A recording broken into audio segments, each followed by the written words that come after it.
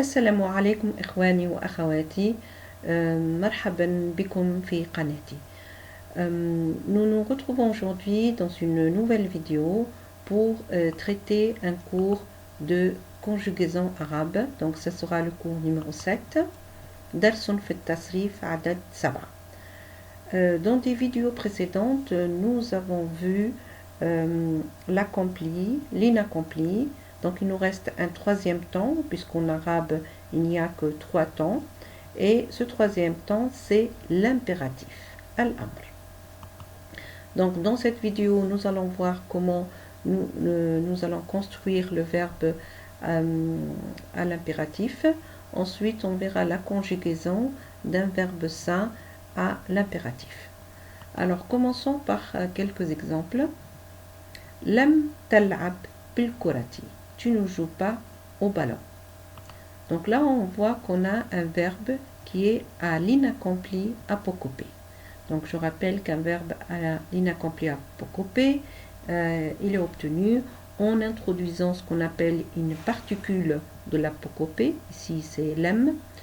Et donc la dernière radicale du verbe prend un soukoun dans le cas du verbe sain. Donc à partir de ce verbe, nous allons supprimer les particules de l'apocopée. Ensuite, nous allons supprimer également le préfixe qui constitue donc les préfixes de l'inaccompli et on obtient un verbe qui commence par un soukoun. Or, en arabe, c'est impossible qu'un verbe commence avec un soukoun. Donc, on a recours à ce qu'on appelle une hamza, hamzatul wasl, que nous allons ajouter devant ce verbe lorsqu'il commence par un soukoun. Alors, cette hamzat wasl va avoir une voyelle. Et la voyelle va dépendre en fait de la voyelle médiane. Donc, on voit que la voyelle médiane ici, a, la'ab, yal'abu, et c'est une fatha. Donc, du coup, on va indiquer une hamzat wasl avec une kasra.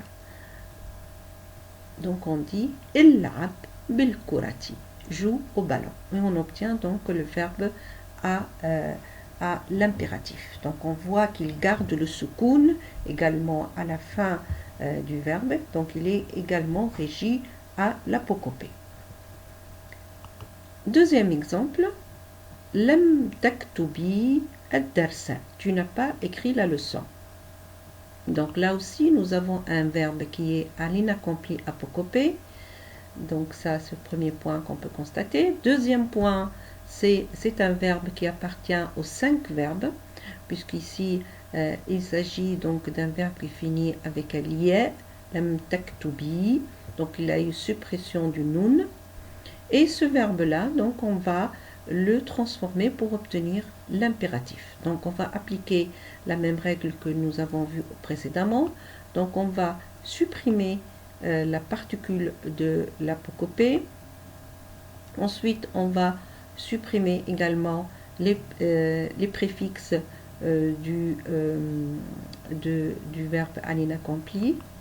Alors vous remarquez qu'on a toujours utiliser des verbes à la deuxième personne. Donc que ce soit pour le premier exemple ou pour l'exemple qui est donc devant nous, nous avons un verbe qui s'adresse à la deuxième personne. Alors, donc du coup, lorsqu'on supprime les préfixes de l'inaccompli, on commence également par un verbe qui avec un soukoun. Et donc là aussi, on va avoir recours à hamzatul wasl pour commencer le verbe. Alors du coup, pour maintenant utiliser cette hamzatul wasl, donc on regarde toujours la lettre médiane qui est ici une dhamma. Hein, c'est pas comme l'exemple précédent qu'ici une dhamma, donc du coup hamzatul wasli ici, elle sera avec une dhamma. Donc pour former le verbe à l'impératif, on obtient uktubi ad-darsa, écrit la leçon. Et on voit que à la fin du mot, on a gardé ici également la suppression du noun puisqu'il appartient aux 5 verbes. Troisième exemple, donc lam tad'u akhaka, tu n'appelles pas ton frère. C'est un verbe qui est également à l'inaccompli apocopé. Ici, on a un verbe qui est défectueux, donc il garde sa voyelle et il a eu suppression de la lettre faible. La lettre faible, je rappelle que ce verbe à l'inaccompli nominatif se conjugue avec yad'u, donc avec un waw à la fin, et quand on utilise la particule de l'apocopée, ce waw sera supprimé et on garde dhamma sur la dernière lettre.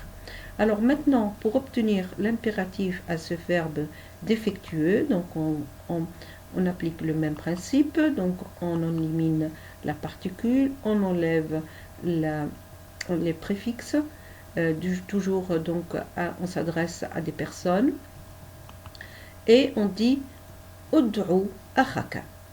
Donc da'a yad'u, donc on voit que la lettre médiane elle porte une dhamma, donc hamzatul wasl elle portera également une dhamma. Voilà, donc d'après ces exemples on voit que l'impératif on l'obtient pour on l'utilise principalement pour donner des ordres ou faire une demande.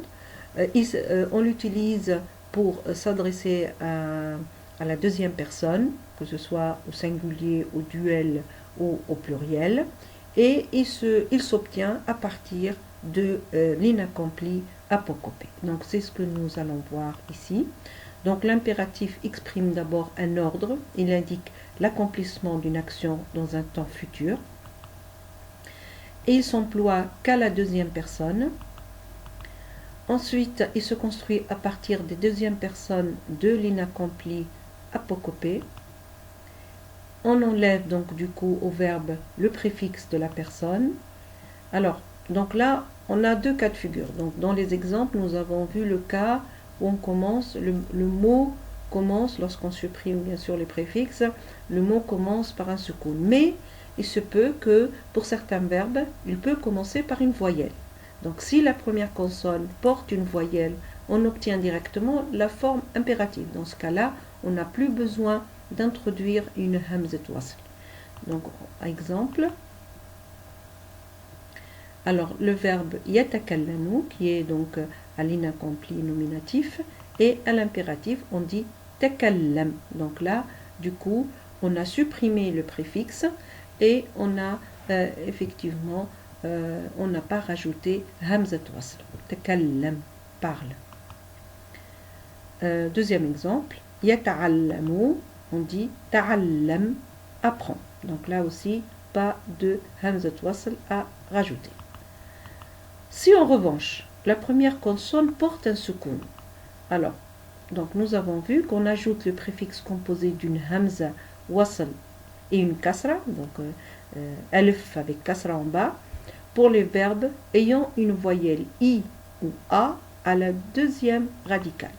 Exemple, si je prends le verbe yalla'abu, pour obtenir donc l'impératif, on voit que donc sur la lettre médiane ayn, on voit une fatha, donc du coup la hamzatul wasl elle porte une kasra. Il'ab, joue.